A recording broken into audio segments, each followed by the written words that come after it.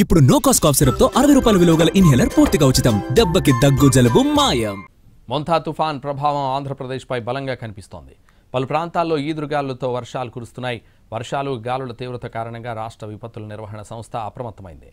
ప్రస్తుతం విపత్తుల నిర్వహణ కేంద్రం నుంచి ఎండీ ప్రఖర్ జైన్ స్వయంగా తుఫాన్ పరిస్థితులను సమీక్షిస్తూ జిల్లా యంత్రాంగానికి అవసరమైన దిశానిర్దేశాలు జారీ చేస్తున్నారు.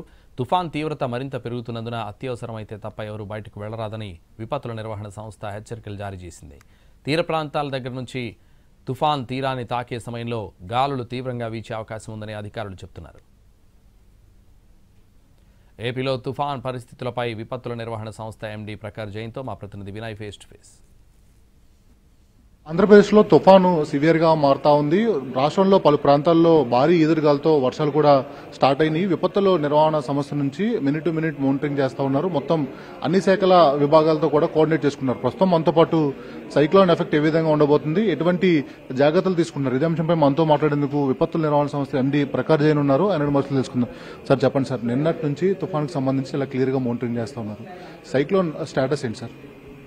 మానిటరింగ్ మనకు 22 నుంచి జరుగుతుంది.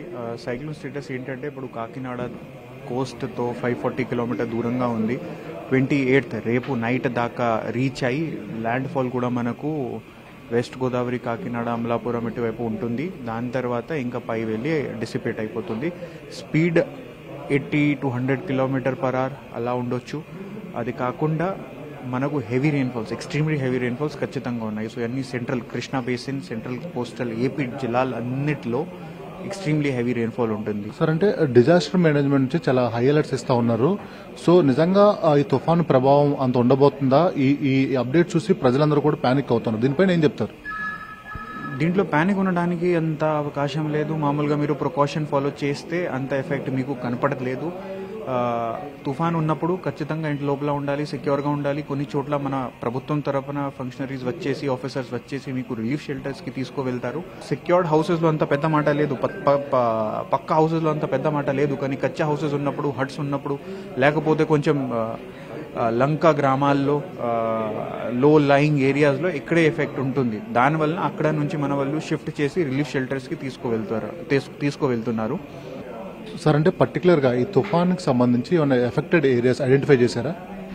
మనకు మండల వారిగా, గ్రామ వారిగా కూడా తెలుసు ఇక్కడ ఎఫెక్ట్ ఉండొచ్చు.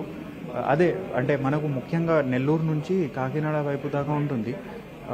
30 తారీఖు ఎల్లుండి మనకు ఎఫెక్ట్ కొంచెం నార్త్ కోస్టల్ డిస్ట్రిక్ట్లో ఉంటుంది. సో అలాగే అలర్ట్స్ ఇవన్నీ కూడా పెడతాం. పర్సనల్గా ప్రతి అందరికీ SMS అలర్ట్స్ వస్తాయి. పర్సనల్గా ప్రతి అందరికీ ఫోన్ వైబ్రేషన్ అలర్ట్ కూడా వస్తుంది. సార్, అంటే నేషనల్ డిజాస్టర్ మేనేజ్మెంట్ నుంచి కూడా కొంతమంది టీం వచ్చారు, మీతో కోఆర్డినేట్ చేసుకుంటున్నారు. ఏంటి సార్, ఏం డిస్కస్ చేశారు, ఎలా ముందుకెళ్తున్నారు? ఇప్పుడు నేషనల్ డిజాస్టర్ మేనేజ్మెంట్ అథారిటీ తరఫున కూడా కమ్యూనికేషన్ సెల్తో మాట్లాడడం జరిగింది. వాళ్ళు మనకు సెల్ బ్రాడ్కాస్ట్ ఫెసిలిటీ ఇస్తున్నారు. సెల్ బ్రాడ్కాస్ట్ అంటే అలర్ట్ పంపించడానికి ఎక్కడ నుంచి కమాండ్ ఇచ్చిన తర్వాత 10 seconds లోపల టార్గెటెడ్ ఏరియాలో ఫోన్ వైబ్రేట్ అయిపోతుంది మన మెసేజ్తో. సార్, అంటే తుఫానుకు సంబంధించి చాలా కీ ఫేజ్కి ఇప్పుడు వచ్చారు. సివియర్ టు టూ సివియర్గా తుఫాను మారబోతోంది. ఇలాంటి కీ ఫేజ్లో పర్టికులర్గా ఎలాంటి జాగ్రత్తలు తీసుకుంటున్నారు? దీంట్లో అంత డౌట్ లేదు. ప్రతి ఒక్కరికి నేను ఒకటే మాట చెప్తాను, దయచేసి మీరు ప్రశాంతంగా మీ ఇంట్లో ఉండాలి రేపు ఖచ్చితంగా. ఎందుకంటే బయట మీరు ఉంటే ఈ హెవీ రెయిన్ఫాల్స్, విండ్స్ వల్ల ఎఫెక్ట్స్ ఉంటుంది. కెమెరామెన్ ఆర్కతో కలిసి వినయ్, NTV, విజయవాడ నుంచి.